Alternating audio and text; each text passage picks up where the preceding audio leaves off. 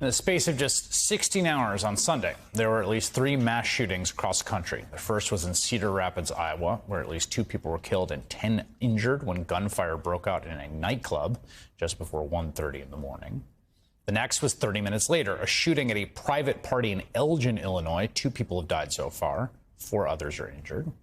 Later that afternoon, 2 men were killed. 5 other people were injured after a shooting in a residential neighborhood in Los Angeles. It was just a week ago that 6 people were killed, 12 were injured in a mass shooting in Sacramento, California. Today, President Joe Biden held an event at the White House to announce some action on guns, new restriction on so-called ghost guns. These were not necessarily a factor in those mass shootings I just mentioned. Ghost guns are weapons that come in kits to be assembled at home or 3D printed. They have no serial numbers, though, so they are nearly untraceable. And it was this kind of gun that was actually used to kill 2 students at Saugus High School in California back in 2019. The United States Department of Justice is making it illegal for a business to manufacture one of these kits without a serial number. Illegal. Illegal for a licensed gun dealer to sell them without a background check. And starting today, weapons like the one used in Saugus High School and to ambush deputies with us that are here with us today are being treated like the deadly firearms they are. In some ways, this new action kind of reminds me of the 2019 ban on bump stocks. Remember that? All the other piecemeal firearm regulation that's come from the federal government under Democratic presidents in recent years. It does represent some movement on gun regulation, but in the end, it's the regular old non-3D printed, non-ghost guns that are the far, far, far larger problem. In the last 2 years alone, more than 40 million of them were sold in the United States. Congressman Joe Neguse, a Democrat of Colorado, serves as the vice chair of the House Gun Violence Prevention Task Force, and he joins me now. Congressman, first, your reaction to the federal action and executive order announced at the White House today. Well, it's good to be with you, Chris.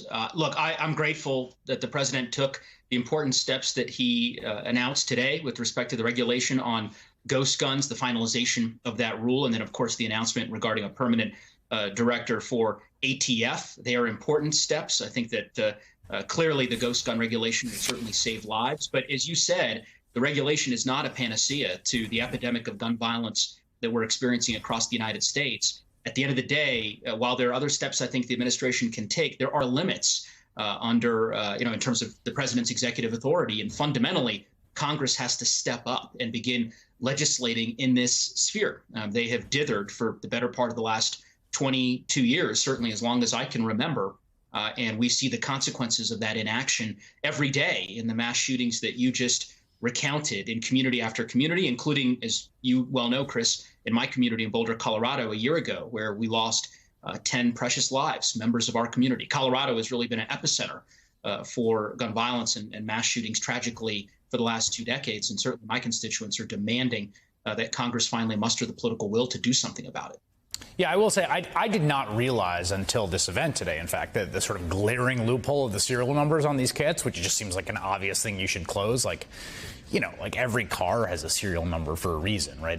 Like you need to be able to trace it. Every washing machine has a serial number. Like you need to be able to trace these things.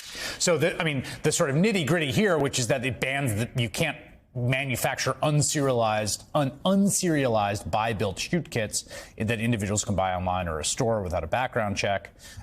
Those kits qualify as firearms under the Gun Control Act. Commercial manufacturers of such kits must therefore become licensed, include serial numbers, requires federally licensed dealers and gunsmiths taking any unserialized firearm into inventory to serialize that weapon. So I think that seems like so obviously smart, even though NRA calls it extreme. But I want to talk about these mass shootings and gun violence in general, which is part of a broader trend of violence, right? Gun violence specifically. We've seen, huge spike in 2020 of mass shootings happening in the U.S. That 2020 is that green number there. 2021 also very high. That goes with other trends, right? Post-pandemic and in the midst of the pandemic, increases in interpersonal violence, homicide, non-gun violence. What is your, as a legislator who's thinking about this, like, what's your theory of what's happening here? Well, a couple things I'd say, Chris. First and foremost, with respect to the regulation on ghost guns, I couldn't agree with you more. Obviously, no one can make a cogent argument in opposition to that regulation. It is a basic common sense step that we ought to take, and I'm grateful that the Department of Justice is taking that step under the leadership of Attorney General Garland. Look, with respect to the broader trend lines in terms of the mass shootings that are happening in our community, in our communities across the country over the course of the last 2 years since the onset of the pandemic. Obviously, there are a wide variety of different theories that social scientists and academics and researchers have offered, including folks at the CDC. From my perspective, it is primarily a function of the inability for the federal government to properly regulate firearms. You have weapons of war in our communities that are doing real damage. And the most frustrating part from my perspective is that the regulations that we're talking about implementing are common sense regulations that are supported by the vast majority of the American people. You've heard the statistics before. 90% of the American public support expanded background checks. That includes a lot of gun owners. It includes a lot of Republicans. And yet we have a United States Senate that, as I said, just won't muster the political will to get it done. So from my perspective, as a legislator, the most important thing we can do, I think, is give our regulatory and enforcement agencies, the ATF, the Department of Justice, local prosecutors, the tools that they need to combat gun trafficking in our communities and enhance the regulations on the books so that we can protect our communities and save more lives. But there also seems, just to follow up on that, right? And we're showing some of the polling. I think that was about a year ago, although I imagine that those trend lines have stayed the same.